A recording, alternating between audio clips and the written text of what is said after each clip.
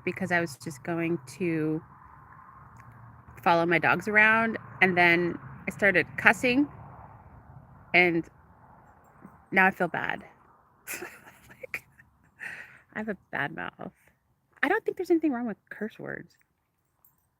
Like they're just another form of expression. Why why are curse words such a bad thing? Like I let my son curse when he was a kid. When he was about, oh God, how old was he? He was probably like 11 years old when he finally said his first curse word in front of me. And he was so upset. And he was like crying and was having a bad day. And I was like, it's okay. It's okay to use these words. It's fine. Express yourself. Just don't use these words in front of other people at school, okay? I'm okay if you use these around here. It's fine. Um, but up until that point, I wouldn't let him curse. Um, and I was pretty strict, believe it or not. I mean, compared to what people assumed I was as a parent. Um, like elbows off the table, please and thank you, yes, ma'am, yes, sir. Um, but his father was also pretty strict um, about those things from his upbringing.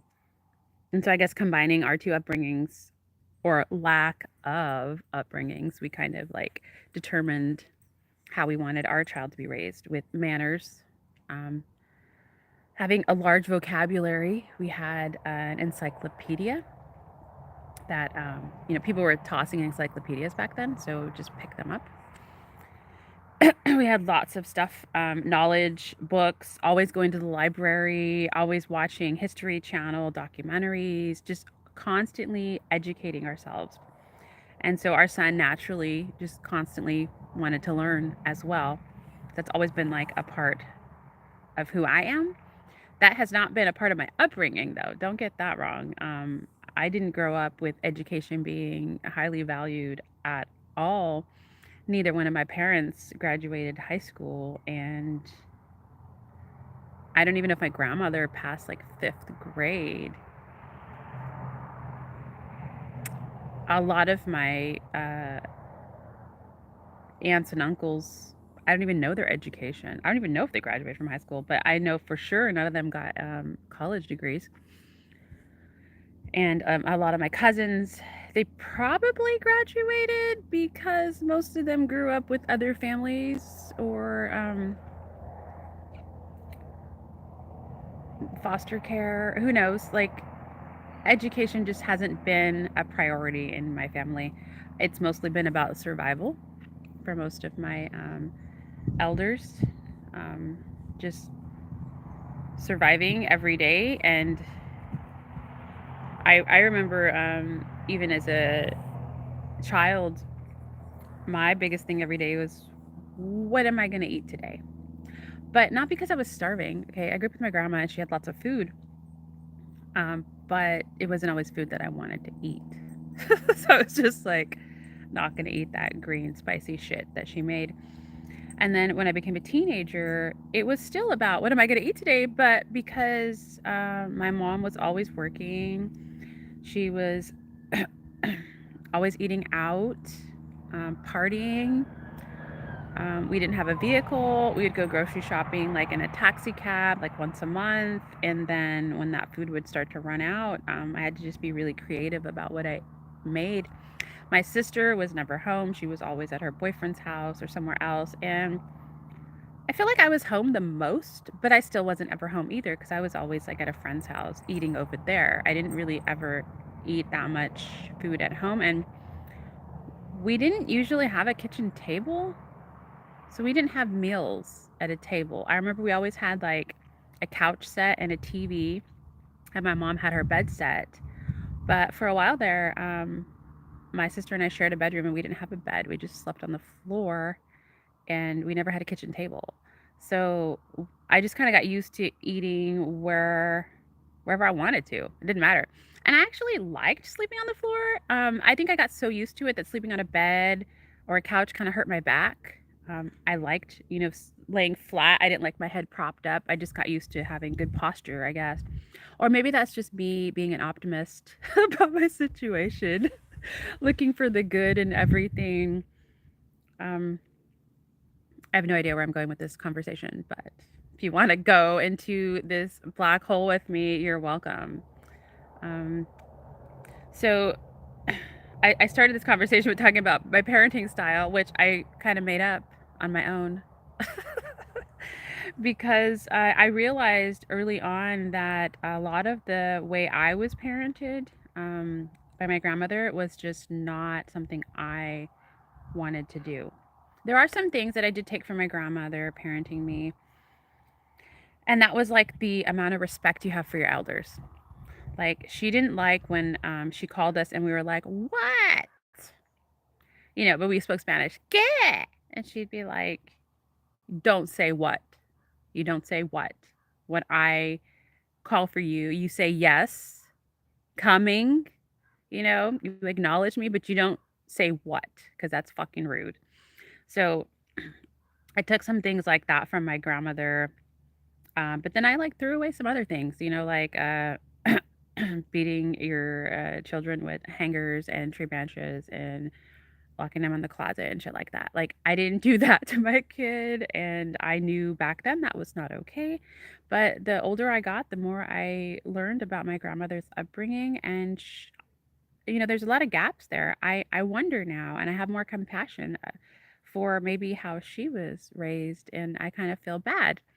She did the best she could do as a single mother, who didn't speak English in America with 5 children. And then she did the best she could to raise her son's daughters, who was me and my sister, um, because he was a drug addict selling drugs and in and out of jail, right? So she didn't have to take us in. She could have just let CPS take us.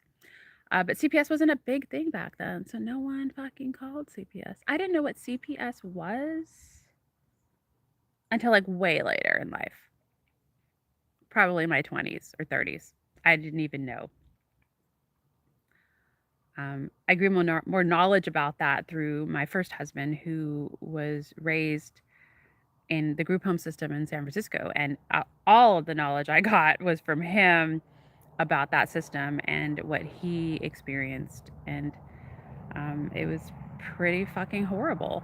And then I learned more about the system when I started asking more questions, because my mom was a foster child in the system in Washington State. And so were all of her sisters and brothers.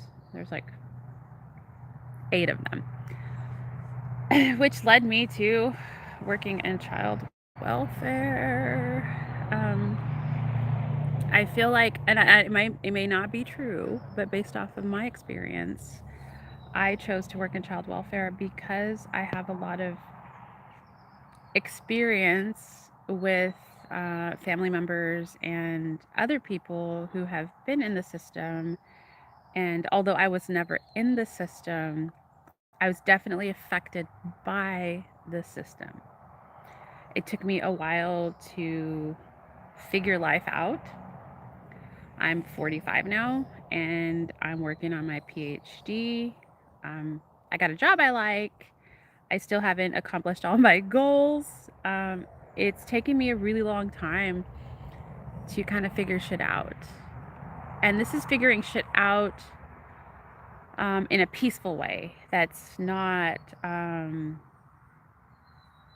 guess, the norm. That's another part of me, is stepping out of the norm has not been an issue for me. It's an issue for other people, but not for me.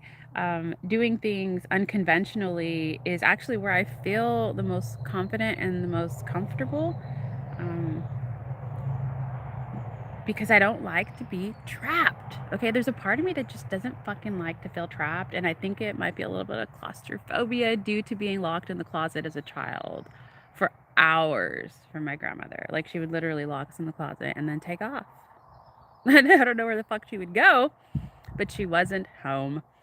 Um, so it took me a while to like start closing doors. Um, even in the bathroom, especially in the bathroom. And I still don't do it all the time now.